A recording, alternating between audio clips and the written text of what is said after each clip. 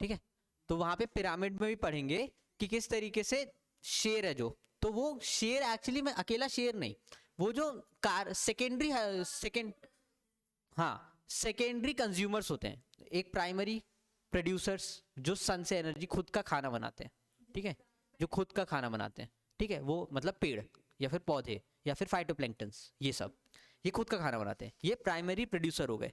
उसके ऊपर कौन आए, प्राइमरी कंज्यूमर्स जो उनको खा करके अपने अंदर एनर्जी लेते हैं। जो प्राइमरी प्रोड्यूसर को खा के अपने अंदर एनर्जी लेते हैं वो होते हैं प्राइमरी कंज्यूमर्स। फिर जो प्राइमरी कंज्यूमर खाते हैं वो सेकेंडरी कंज्यूमर, और टेरेस्ट्रियल कंज्यूमर जो ऊपर वाले होते हैं, जो शेर वगैरह होते हैं, जो कार्निवोरस को खाते हैं, ठीक है, समझ रहे, वो सबको खाते हैं। तो ये ऐसे छोटे छोटे फूड चेन होते हैं, जो छोटे छोटे जो फूड चेन होते हैं। अब ऐसा तो है नहीं कि चूहे को केवल सांप खा सकता है, कोई और भी खा सकता है, तो मतलब इसकी एक फूड चेन चल रही है चूहे की, ग्रास, चूहा, सांप, ईगल, ये एक फूड चेन चल रही है। इसी के साथ ग्रास, चूहा, अब यहाँ पे सांप था, सांप की जगह मैंने बिल्ली डाल दी, बिल्ली की जगह कुत्ता डाल दिया, दिख रहा है आपको, देखो ग्रास, ग्रास को कौन खाता है, इधर देखो, ग्रास को चूहा खाता है, ठीक है, अरे मान लो ना फसल खा जाता, सुना है ना, पूरी फसल ही खा गया चूहा, हाँ चूहा, चूहे को मान लो सांप खाता है, ठीक है, सांप की स्पेलिंग गलत हो सकती है, सांप खाता है, फिर उसको ईगल खाता है, ये एक फूड चेन है, ये एक फूड चेन है। ऐसे ब्लैंक मत दो, कुछ समझ में आ रहा तो हाँ है ना, हाँ ये एक फूड चेन है। अब इसी फूड चेन को हम एक्सटेंड कर सकते हैं क्या, कि ग्रास कौन खा रहा है, चूहा खा रहा है, चूहे को कौन खा सकता है, बिल्ली खा सकती है, बिल्ली को कौन, कुत्ता खा सकता है, ठीक है, ये हो गया। तो मतलब एक ही फूड चेन नहीं होती है, कई फूड चेन होती है, तो interconnection of multiple food chain becomes food web. एक लीनियर पैटर्न में चले तो वो क्या हो जाता है, फूड चेन, और मल्टीपल फूड चेन का कनेक्शन हो जाए तो वो क्या हो जाता है, फूड वेब। समझ आया, ठीक है। अभी वो और लिखेंगे, मुझे पहले लग रहा है कि मैं थोड़ी थोड़ी चीजें आपको बता दूं, ठीक है। तो अभी इकोसिस्टम की आप डेफिनेशन लिखिए पहले,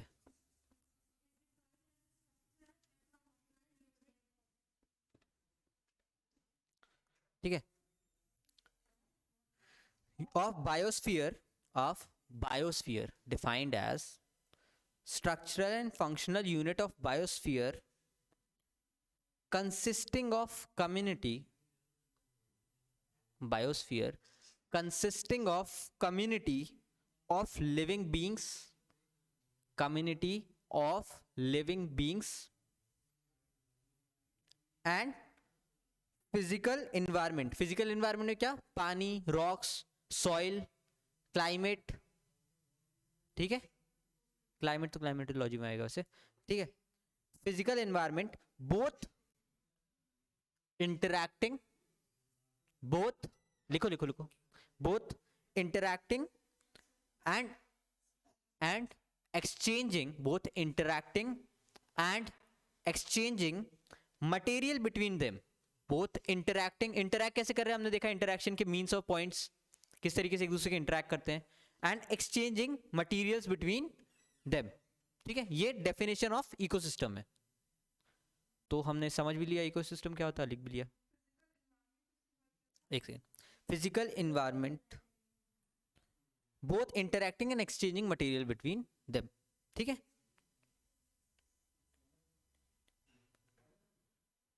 तो एक पार्ट में अगर कुछ इकोसिस्टम की होता है, इकोसिस्टम में पूरा वहां पे मल्टीपल कम्युनिटीज रह रही हैं, मतलब एक डोमिनेंट, ऊपर फिर अलग, फिर यहाँ पे अलग, यहाँ पे अलग, यहाँ पे अलग, कम्युनिटीज। कम्युनिटीज क्या है, डिफरेंट पॉपुलेशंस मिलके कम्युनिटीज बनाती है, ये कम्युनिटी ये कम्युनिटी, ये पूरा एक इकोसिस्टम बना है। अब इकोसिस्टम के एक पार्ट में कोई गड़बड़ होती है, इकोसिस्टम के एक पार्ट में कोई गड़बड़ होगी तो उसका इंपैक्ट दूसरी जगह भी दिखाई देगा, ठीक है। तो ये लिख लो नीचे, if one part of ecosystem is damaged, it has impact on the everything else.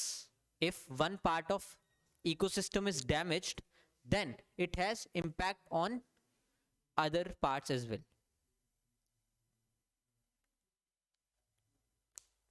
अच्छा, बैलेंस्ड इकोसिस्टम का क्या मतलब होता है? ठीक है। बैलेंस्ड इकोसिस्टम का क्या मतलब होता है, इधर देखो, बैलेंस्ड इकोसिस्टम का मतलब होता है हाँ कि ऐसा नहीं कोई भी बहुत ज्यादा या बहुत कम, देखो ये खाना होगा, ठीक है, कोई स्पीशीज मरेगी कोई जिएगी, लेकिन उसका जो प्रपोर्शन है वो ऐसा है कि जितना प्रोडक्शन हो रहा है एनवायरनमेंट के थ्रू, जितनी लाइट आ रही है जितना, उतने ही चीजों को कैपेसिटी करने की, उसको केटर करने की यहाँ पे एनवायरनमेंट के पास कैपेसिटी है, वो होता है हेल्दी एनवायरनमेंट, ठीक है, हेल्दी इकोसिस्टम। तो यहाँ पे लिखो healthy ecosystem means, healthy ecosystem means all the elements live in balance, elements live in balance, all the elements live in balance and are capable of reproducing themselves and are capable of reproducing themselves। देखो अगर answer writing लिखना है ना, कि एक हो गया समझना, एक हो गया उसको रिप्रेजेंट करना, ठीक है, तो मैं ये बोलूंगा कि आज ही, यानी आदित्य अवस्थी करके है, ठीक है, आदित्य कमलेश अवस्थी, कमलेश अवस्थी, इसका एक यूट्यूब चैनल है, इसने एमपीपीएससी के लिए आंसर राइटिंग के लिए आज एक वीडियो डाला, ठीक, वो वाला जरूर देखना, ठीक है, एमपीपीएससी के लिए आंसर राइटिंग के लिए,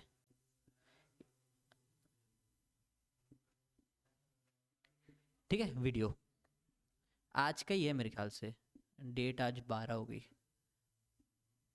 वो वीडियो देखना बड़ा अच्छा है, चाहो तो अभी इसके क्लास के बाद देख लेना, उसने बहुत अच्छा वीडियो डाला है कि किस तरीके से आंसर लिखना है, प्रेजेंटेशन कैसा होना चाहिए, कितनी कम जगह में, आप बोल रहे थे ना 50 वर्ड्स में कैसे लिखेंगे 150 में, वो 50 वर्ड्स में सारी इंफॉर्मेशन देना, वो सारी चीज उसने बहुत अच्छे से बताई है, तो वो वाला जरूर देखना, ये वाला, कि मतलब आपको देख के लगेगा कि हाँ मुझे इतना क्रिस्प अपने नोट्स और इतना क्रिस्प अपना प्रिपरेशन का कैपेसिटी रखना है, ठीक है, ओके। तो इकोसिस्टम देखा हमने कि इकोसिस्टम क्या होता है, इकोसिस्टम दो प्रकार के होते हैं, एक टेरेस्ट्रियल इकोसिस्टम और एक एक्वेटिक इकोसिस्टम। टेरेस्ट्रियल मतलब लैंड वाला, एक्वेटिक मतलब पानी वाला, ठीक है, दो तरीके के हो सकते हैं, ये लिखते जाइएगा, मतलब मैं हर चीज अलग से मतलब नहीं लिखूंगा, आपको थोड़ा थोड़ा तो खुद ही वो करना पड़ेगा, है ना। तो एक होता है टेरेस्ट्रियल इकोसिस्टम,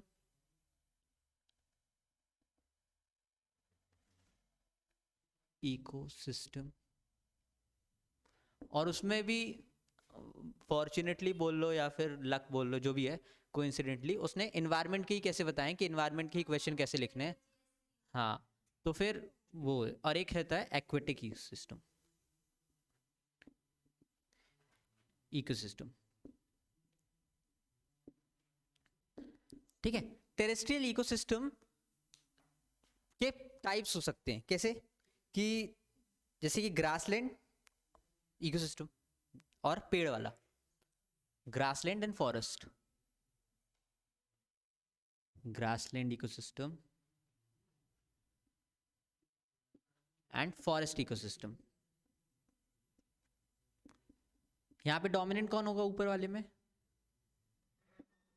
ऊपर वाले में डोमिनेंट कौन होगा, ग्रासेस, वहां की स्पीशीज भी फिर वैसी होंगी। अब आपने देखा होगा चीता, हमारे इंट्रोड्यूस तो कर दिया, ठीक है, लेकिन चीता एक्चुअली ग्रासलैंड का वो है, ग्रासलैंड इकोसिस्टम का एनिमल है, तेज दौड़ना, जहां पे बहुत सारे हर जगह पेड़ हैं, आप तेज दौड़ पाओगे क्या, नहीं, तो उसने अपने आप को इवॉल्व कैसे किया, ग्रासलैंड इकोसिस्टम में, जहां पे तेज दौड़ना होता है, तो वहां के जो प्रेज है, मतलब जो उसको, एक तो प्रेडेटर हो गया जो उसको खाएगा, जो प्रेडेटर से प्रेज है मतलब जो खाना बनते हैं उसके, वो भी तेज होते हैं, हिरन ग्रासलैंड इकोसिस्टम, खरगोश ग्रासलैंड इकोसिस्टम, ठीक है। अब जैसे कि आप देखोगे तो ग्रासलैंड इकोसिस्टम का पार्ट नहीं ना, वो है क्या बोलते, वो कहाँ मिलता है, हाथी ज्यादातर कहाँ मिलता है, हमारे इसमें बीच वाले जोन में, जंगल में, इन द सेंस, हाँ मतलब फॉरेस्ट इकोसिस्टम में, विच मीन्स एवरग्रीन फॉरेस्ट वगैरह, तो अच्छे मोटे मोटे मतलब जहाँ पे पेड़ होते हैं, और हमने कहा देखा एवरग्रीन फॉरेस्ट कहाँ होता है, इक्वेटर के पास, मतलब गर्मी ज्यादा होती है, तो उसके बड़े कान क्यों होते हैं, ताकि वो हवा करने के लिए नहीं, क्या होता है कि आपको क्यों आपको बोलते हैं ना कि कान में रुई डाल लो, इधर से हवा जाती है ना, तो उसके कान का साइज बड़ा होता है, तो एक बार उसने अपने कान को ऐसा किया तो वो अपने शरीर की गर्मी के कम से कम 1 डिग्री या 2 डिग्री जो अपने शरीर का टेम्परेचर वो कम कर सकता है। गर्मी बहुत ज़्यादा लगती है कान से, सरफेस एरिया ज़्यादा, आपने उसको वो किया तो आप कान से वो कर सकते। जैसे हम हाथ में गर्मी कैसे पैदा करते हैं, तो ऐसे ही, या फिर कान को रबड़ लेते हैं, वही तो उनके पास है। जैसे कि डेजर्ट इकोसिस्टम में, डेजर्ट में क्या होता है कि बहुत ज़्यादा गर्मी होती है, आपको अपना पसीना, अपने अंदर का पानी बचा के रखना होता है क्योंकि पानी भी नहीं होता है, ठीक है। तो वहाँ के एनिमल्स कॉन्सेंट्रेटेड यूरिनेशन करते हैं, मतलब वो बहुत ही ज़्यादा एसिडिक यूरिनेशन करते हैं। क्यों? क्योंकि बहुत ज़्यादा वो फ्रीक्वेंटली नहीं कर सकते हैं क्योंकि उनके पास पानी की कमी है। तो ये इन्हें अडेप्ट कर लिया है, ये अडेप्टेबिलिटी आ जाती है अलग अलग इकोसिस्टम के हिसाब से, समझ रहे हो, ठीक है। तो एक होता है टेरेस्ट्रियल इकोसिस्टम जिसके 2 टाइप होते हैं, और एक होता है एक्वेटिक इकोसिस्टम, ठीक है, दिख रहा है। एक्वेटिक इकोसिस्टम के भी 2 या 3 टाइप होते हैं, एक होता है लॉटिक, नहीं फ्रेश वाटर इकोसिस्टम, एक होता है फ्रेश वाटर इकोसिस्टम, ठीक है, मतलब साफ पानी। दूसरा होता है मरीन वाटर इकोसिस्टम, मरीन मतलब सेलाइन वाटर, वो नमक वाला पानी जो आप कंज्यूम बहुत डायरेक्ट नहीं कर सकते, है ना। तो इसके भी 3 टाइप होते हैं, 3 या 2 टाइप होते हैं। एक होता है ब्रैकिश वाटर और दूसरा होता है सेलाइन वाटर। एक सेकेंड, ब्रैकिश एंड सेलाइन। सेलाइन का मतलब होता है कितनी ज्यादा उस पे नमक, मतलब सॉल्टेड वाटर है। तो ब्रैकिश वाटर कम सॉल्टेड होता है, सेलाइन वाटर ज्यादा सॉल्टेड होता है। एक बार और कंफर्म कर लेंगे हम आगे, लेकिन ऐसे ही होता है, ठीक है। तो ये समझ में आया इकोसिस्टम कितने प्रकार के होते हैं। फ्रेश वाटर के भी 2 टाइप हो सकते हैं, फ्रेश वाटर के भी 2 टाइप हो सकते हैं।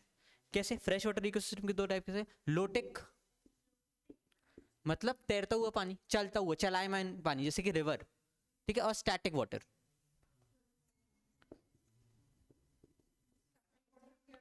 स्टैटिक वाटर उसको कुछ और बोल सकते हैं, लेंटिक, एलियन लेंटिक वाटर इकोसिस्टम। अब आप समझ पा रहे हो कि कितने इकोसिस्टम क्या है, वो स्ट्रक्चर और फंक्शन है जहां पे वो बायोटिक एबायोटिक इंटरैक्ट करते हैं, एक दूसरे को काम करते हैं, एक दूसरे को डिस्ट्रॉय करते हैं। ये होता है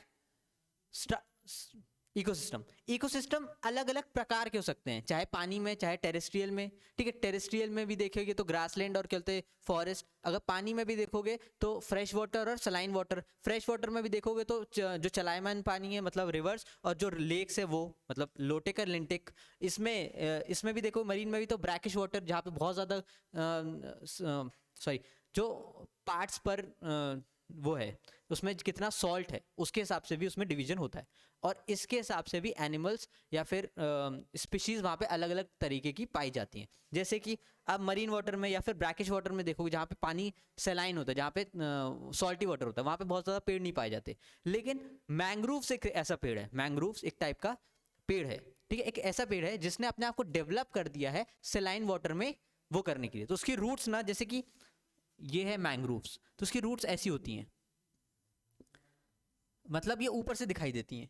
क्यों? क्योंकि अपने आप को जड़ में, अब ये कोस्टल एरिया में पाया जाता है, यहाँ पे बहुत ज़्यादा लहरें आती हैं, तो अपने आप को बचा के रखना है, तो नीचे वो ऐसी वाली रूट्स होती हैं, तो यहाँ से निकलती हुई, मतलब ये नॉर्मल हम कैसा देखते हैं, ऐसा पेड़ देखते हैं, लेकिन इसकी यहाँ से ऐसे जाके नीचे अलग अलग रूट्स निकलती हैं। कुछ रूट्स इसकी ऐसी होती हैं, ऐसी ऐसी ऐसी ऐसी, मतलब ये लैंड है और इसके ऊपर आती हैं, नीचे से ऊपर आती हैं। तो मतलब यहाँ पे पेड़ दिख रहा है और यहाँ पे ये रूट्स दिख रही हैं इसकी। क्यों? क्योंकि नीचे उसको सांस लेने की बहुत ज़्यादा जगह नहीं है, तो इसलिए उसने ये अडेप्टेबिलिटी है, ठीक है। इसके पत्ते भी सॉल्ट को इवेपोरेट, मतलब सॉल्ट को अपने अंदर से निकाल सकते हैं, इसकी रूट्स भी ये सब काम कर सकती है, तो ये अडेप्टेबिलिटी है उसकी। मैंग्रोव्स हाँ सेलाइन वाटर में मिलता है, ये हम आगे पढ़ेंगे। वैसे नमक को निकालने की शक्ति रहती है, क्योंकि नमक तो उसके काम का नहीं है ना ज़्यादा, तो जो काम का नहीं है लेकिन वहाँ पे अब सरवाइव तो करना है, तो मान लो अंदर ले लिए तो वो बाहर से निकाल सकते हैं, ऐसे सब पेड़ नहीं कर सकते। पत्तियों में नमक नहीं है, उसकी कैपेसिटी है, पत्तियों में नमक नहीं है, उसकी कैपेसिटी है रिमूव करने की। ठीक है, अब मिलता है बायोम। ठीक है, इकोसिस्टम से क्या बनता है, हमने इकोसिस्टम से बनते हैं बायोम। बायोम क्या है, एक स्पेसिफिक टाइप के इकोसिस्टम है। ठीक है, स्पेसिफिक टाइप के इकोसिस्टम्स हैं जो मल्टीपल इकोसिस्टम एक ही जगह पे एक बायोम में हो सकते हैं। ठीक है, तो बायोम के बारे में आप थोड़ा सा लिख लीजिए, थोड़ा सा बायोम के बारे में लिख लीजिए।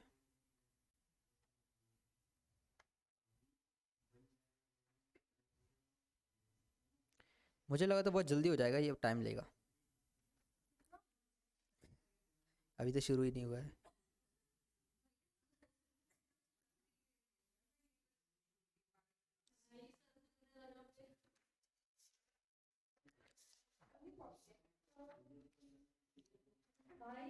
हम्म,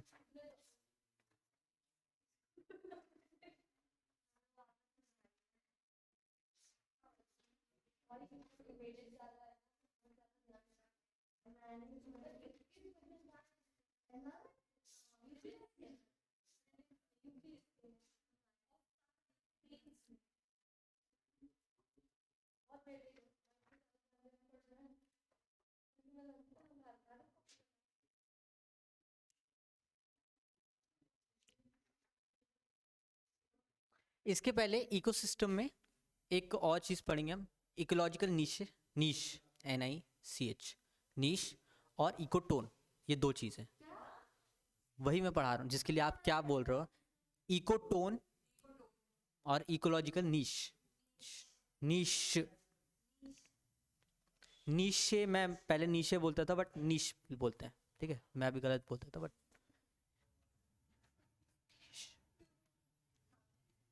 ये 12th की NCERT में ही मिल जाएगा आपको, वो जो लास्ट के 4 चैप्टर हैं 12th की बायोलॉजी। 12th की है भाई, हाँ।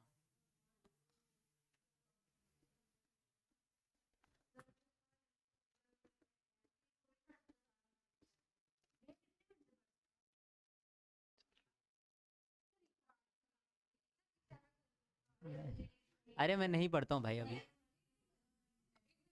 फोकस।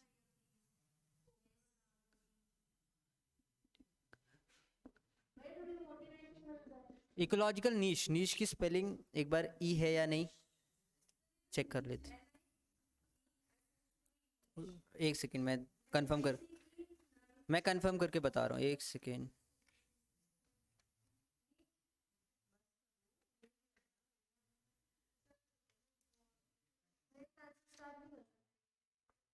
ये कर लो, ये कर लो, ये कर लो फिर खत्म करो।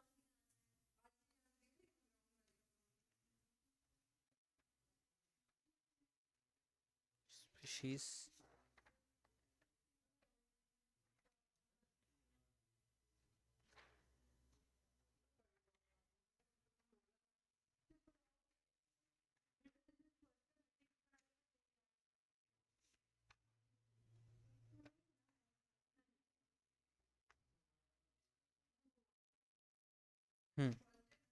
नीश क्या है, NICHE है, हाँ नीश, इसलिए मैं इसको नीश बोलता था, नीश।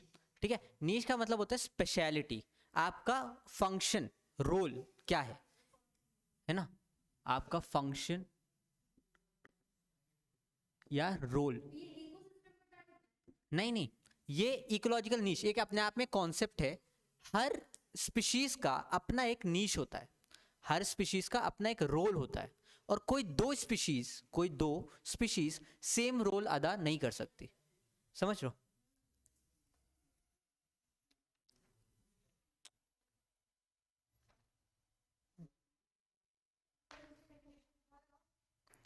वो जो सामने लिखा है वही उसकी डेफिनेशन है।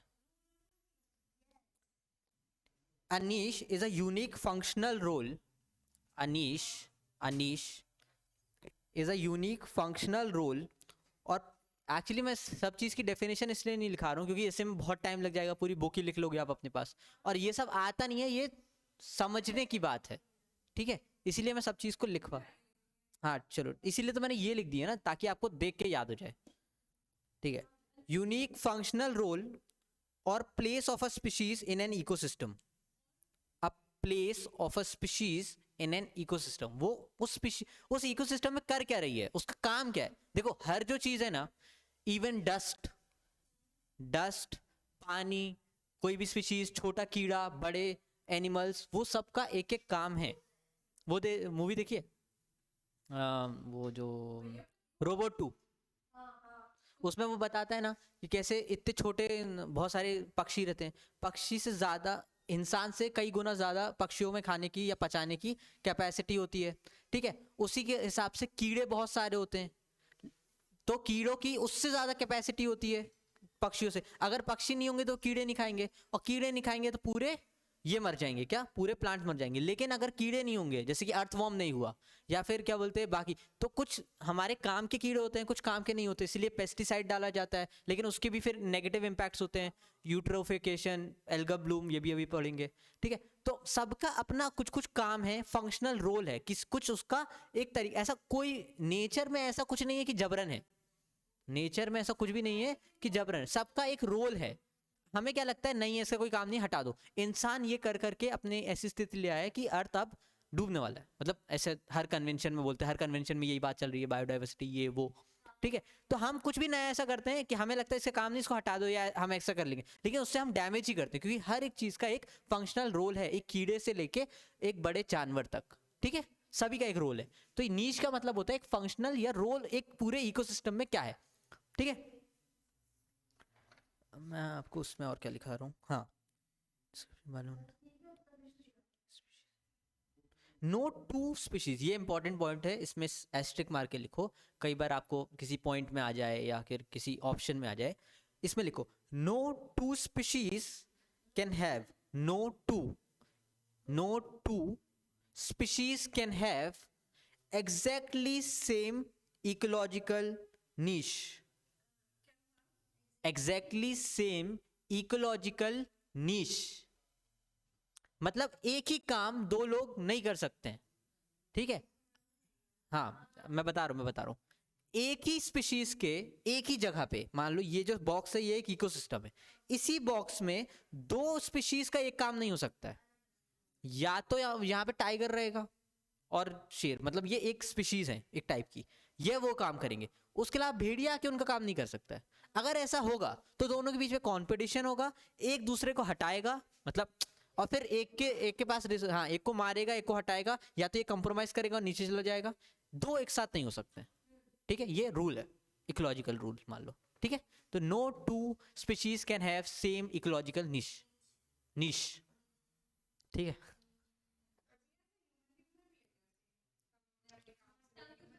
ह्यूमन बीइंग और एनवायरनमेंट में फर्क है, इकोलॉजिकल रूल्स अलग चीज है, ठीक है। ह्यूमन बीइंग तो अपने आप में एक, ह्यूमन बीइंग ऑब्वियसली इकोलॉजी का पार्ट है, हम भी रिप्रोड्यूस करते हैं, हम भी खाना खाते हैं, हम भी सोते हैं, ठीक है, हमें भी फूड की ज़रूरत है, हमें भी एनर्जी बाहर चाहिए, हमें भी सन की ज़रूरत है, हम भी उसके पार्ट है और उससे, लेकिन हम एक हमारे पास एक टेक्नोलॉजी का तरीका कि हम अपनी फंक्शनिंग को किसी और के थ्रू कराना जानते हैं, मतलब हम डिपेंडेंसी को कम करके, अब टेक्नोलॉजी और अपने दिमाग का यूज करके हम वो जो डिपेंडेंसी नेचर है, नेचर में एक दूसरे के ऊपर डिपेंडेंसी है, ये इसको नहीं खाएगा तो ये उसको खा जाएगा, ठीक है, इसको खाना भी जरूरी है क्योंकि अगर ये नहीं खावा, मतलब उसकी 1000 की पॉपुलेशन है, ठीक है, ये अगर 1000 की पॉपुलेशन में 100 लोगों ने नहीं खाए तो ये 1000 मिलके ग्रास खा जाएंगे, ग्रास खत्म हो गई तो ये खुद भी खत्म हो जाएंगे, विच मीन्स ये सब एक दूसरे के ऊपर डिपेंडेंट है।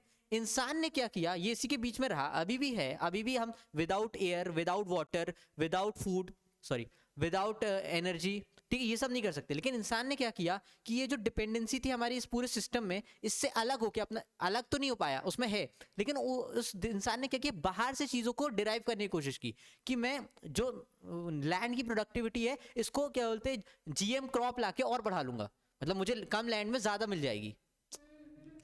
लैंड क्या है, उसकी एक कैपेसिटी है प्रोड्यूस करने की, है ना, लैंड की एक कैपेसिटी है प्रोड्यूस करने की, ठीक है, ये हमारा इकोसिस्टम का पार्ट हो गया, हमारी डिपेंडेंसी हो गई। लेकिन हमने जीएम क्रॉप ले आए, जिससे हम कम लैंड में ज्यादा प्रोडक्शन कर पा रहे हैं। हमारी हमारी एनर्जी धूप से आ रही थी, हमने बल्ब बना लिया। अब बल्ब को निकालने के लिए, जलाने के लिए हमने कोल निकाल लिया। कोल से हटा के हमने क्या बोलते हैं, फिर से सोलर पैनल ले आए। सोलर पैनल से अब हम न्यूक्लियर फिजन फ्यूजन में, तो हमने इसको डिपेंडेंसी को हटाने के लिए यहाँ किया। हमने अपनी डिपेंडेंसी तो हटा, हम इस पूरे सिस्टम में, ह्यूमन ने इस पूरे सिस्टम में ये चल रहा है, इसने अपने आप को कुछ बाहर से तो लेने की कोशिश की, लेकिन वो जिसने बाहर से लिया ना, वो सब यहाँ से लिया, मतलब कोल, ठीक है, रेफ्रिजरेशन के लिए CFC गैस। तो इसको लगा कि मैंने इससे डिपेंडेंसी से छुटकारा पा लिया, बट इसने सामान तो यहीं से लिया था, इसको डिस्टर्ब किया, तो ये जो डिस्टर्ब हुआ, तो ये इधर इधर से प्रॉब्लम, मतलब global warming, climate change, biodiversity loss, है ना, loss, ocean acidification, ocean acidification, ठीक है, और बहुत सारी चीजें, मतलब नेचुरल डिजास्टर बढ़ते जा रहे हैं। तो हम कोशिश कर रहे हैं, हमें ये लगा कि हमने ये अलग से कर लिया, अपनी डिपेंडेंसी हटा ली, बट हमने यहाँ के स्ट्रक्चर को छेड़ा और ये पूरा जो सिस्टम है उसको खराब करके गए, ठीक है। तो इसीलिए हर इंसान का कुछ रोल होता है, यानी हर स्पीशीज का अपना एक रोल है, कोई दो स्पीशीज सेम रोल प्ले नहीं कर सकती, ठीक है, ये रूल है, ठीक है। टाइप्स ऑफ नीश लिख लो। हैबिटेट नीश पहला है, हैबिटेट नीश, नहीं, हैबिटेट नीश मतलब कहाँ पे वो रहते हैं, ये पर्टिकुलर टाइप का होगा, सबके लिए अलग अलग होगा। फूड नीश मतलब सबका खाना कुछ अलग होगा। अब शेर आके पत्ती नहीं चबाएगा, समझ रहे हो, शेर आके पत्ती नहीं चबाएगा, शेर वही जानवर खाएगा, भले वो खुद फिर बाद में मर जाए, वो आके वो काम नहीं करेगा जो दूसरा कर रहा है। अडेप्टेशन दूसरी चीज है, बट नीश अलग चीज है, रोल है उसका, कुछ फंक्शन वो अलग है ना। तीसरा है रिप्रोडक्टिव नीश, वो किस तरीके से रिप्रोड्यूस करते हैं, जैसे कि मछलियां डायरेक्ट रिप्रोडक्शन नहीं करती हैं, वो इनडायरेक्ट, जैसे कि फ्रॉग्स, क्या होता है, मेल फ्रॉग अपने एग्स, अपने फीमेल फ्रॉग्स अपने एग्स को डाल जाती है, मेल फ्रॉग्स आके उसमें अपने स्पर्म छोड़ जाता है, डायरेक्ट कांटेक्ट कम होता है, ठीक है।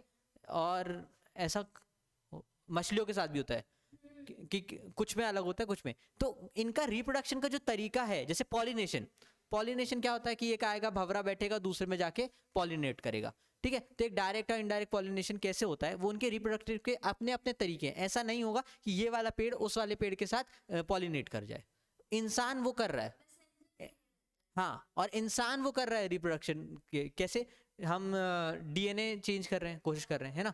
तो हम जैसे कि बीटा कैरोटीन एक चीज होती है, उसको गोल्डन राइस में, उसके जो एलिमेंट्स हैं हम गोल्डन राइस में डालने की कोशिश कर रहे हैं, ताकि उसका जो प्रोटीन है, वो उसके अंदर जो पावर है वो बढ़ जाए। बीटा कैरोटीन एक टाइप का, नहीं बीटा कैरोटीन, बता रहा हूँ बता रहा हूँ बता रहा हूँ बता रहा हूँ बता रहा हूँ, वो मेरे उस वाले नोट्स में जिसमें GM क्रॉप और DNA का किस तरीके से चेंज होता है, वो वाले में, बट मैं बता रहा हूँ कि कैसे हम चेंज कर रहे हैं, बट उसमें सेम चलता रहता है, ठीक है। और physical and chemical niche, last लिखिए, फिजिकल एंड केमिकल नीश।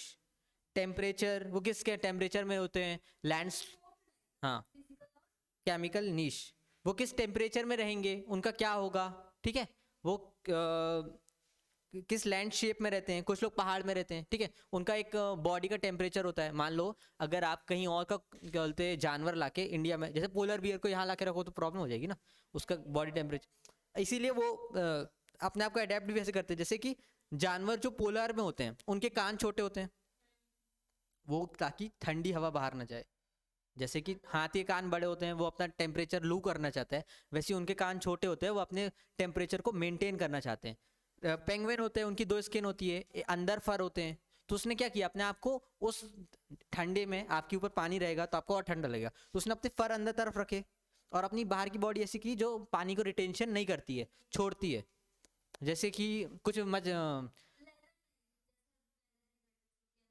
हाँ हाँ, तो ऐसा क्यों, वो तो ये तो हमने बनाया ना, वो खुद नेचुरल वो कर रहे हैं, ठीक है। यहाँ पे कैसे कि जो जानवर यहाँ पे कहाँ पे रेगिस्तान वगैरह में रहते हैं, उनके पैर ऊपर होते हैं, मतलब पैर थोड़े लंबे होते हैं, ऊंट, ताकि वो ग्राउंड से थोड़ी दूरी बनाए, क्योंकि ग्राउंड ज्यादा गर्म होता है, तो वो ऐसे अडेप्ट करते हैं अपने आप को, ठीक है। तो किस टेम्परेचर में रहना चाहते हैं, किस नीच में रहना चाहते हैं, वो अपने आप से अलग अलग डिसाइड करते हैं, ठीक है, ओके।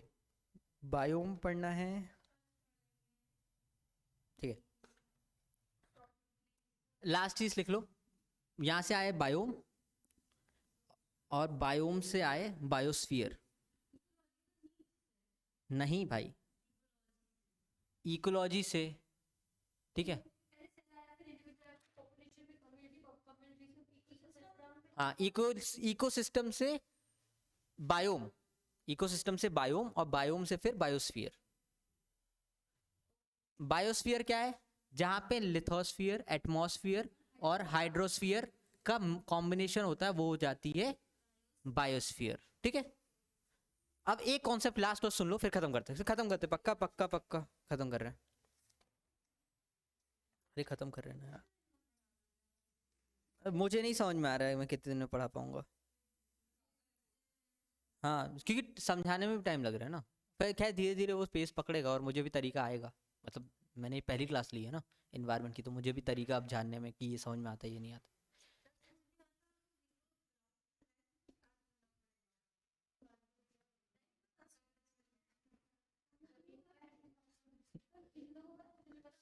चलो लास्ट है ecological, ecotone, sorry ecotone, ecotone. नहीं भाई, देखो, किसी दो बायोम के बीच में, किसी दो इकोसिस्टम के बीच में, बायोम नहीं इकोसिस्टम के बीच में एक ऐसा ट्रांजिशन फेज आता है जिसे हम इकोटोन बोलते हैं।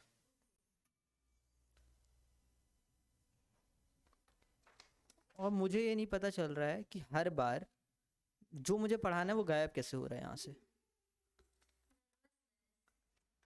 हो सकता है, मतलब सामने होना चाहिए ना, ये सब तो बेसिक है।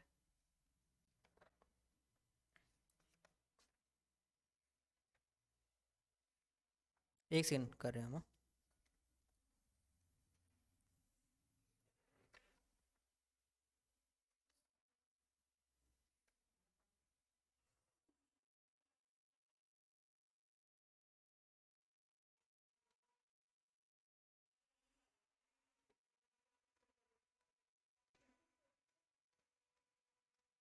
ठीक है, इकोटोन वो होता है जो दो ट्रांजिशनल फेज में, जैसे कि यहाँ पे जंगल है, ठीक है, और यहाँ पे पानी है, ठीक है, तो इनके बीच में एक ऐसा शैलो वाटर बॉडी आएगी ना, जहाँ पे थोड़ा लैंड होगा थोड़ा पानी होगा, उसको बोलते हैं इकोटोन, ठीक है। अब एक डेजर्ट इकोसिस्टम होगा, ठीक है, और एक ग्रीन फॉरेस्ट इकोसिस्टम होगा, ठीक है। यहाँ पे फॉरेस्ट होगा, यहाँ पे बिल्कुल डेजर्ट होगा, तो उसके बीच में क्या आएगा? ग्रासलैंड, ठीक है, ग्रासलैंड आएगा ना, ट्रांजिशन होता है एक जगह से दूसरी जगह, तो इसको ये होता है एक इकोटोन। इकोटोन मतलब वो जो ट्रांजिशनल फेज, जहाँ पे जाने दो इकोसिस्टम के बीच में जो फेज होता है, इसकी खासियत क्या होती है? ये एक तो transitional phase between two ecosystem है, दूसरा है यहाँ पे मैक्सिमम स्पीशीज पाई जाती हैं, पॉपुलेशन, मतलब यहां से यहां जाते समय पॉपुलेशन की डेंसिटी जो है वो गिरती जाएगी। डेंसिटी सबसे ज्यादा हाई कहाँ होती है? इकोटोन में। यहां से जाके डेंसिटी कम होती जाती है, ठीक है, यहाँ पे जाते जाते डेंसिटी कम होती जाती है, ठीक है, बीच में। जैसे कि अब ये लैंड हो गया, ये वाटर बॉडी हो गई, ये हो गया वो जो बीच का शैलो वाटर बॉडी है ना, ये हमारा इकोटोन हो गया। तो यहाँ पे सबसे ज्यादा स्पीशीज पाई जाएंगी, ठीक है। यहाँ की जो स्पीशीज हैं वो प्रेडेटरी इन नेचर होंगी यहाँ की और यहाँ की स्पीशीज के लिए, ठीक है। फॉर एग्जाम्पल, मतलब वो उनको खाएंगी, मतलब वो उनके लिए खाना होगा वहां पे बहुत ज्यादा। कैसे? यहाँ पे क्रोकोडाइल रहता है, शैलो वाटर बॉडी में कौन रहता है? क्रोकोडाइल, ठीक है, नहीं क्रोकोडाइल। और यहाँ पे क्या होगा? शेर आएगा, हिरन आएगा, ठीक है, यहाँ पे गाय आएगी पानी पीने के लिए। पानी, ये लैंड वाले पानी की तरफ जाएंगे, पानी वाले भी किनारे कुछ कुछ के लिए पता नहीं क्यों आते रहते, लेकिन आते हैं, ठीक है, वो अपने अंडे वंडे देने और ये सब है ना। तो ये आएंगे, तो इन सब के लिए कौन प्रेडेटर बन जाएगा? ये क्रोकोडाइल। तो जो इकोटोन की स्पीशीज होंगी वो अपनी दूसरी स्पीशीज को, आजू बाजू स्पीशीज को प्रेडेट करेंगी, ठीक है, वो डोमिनेट करती हैं यहाँ पे, ठीक है। तो ये इकोटोन का वो हो गया।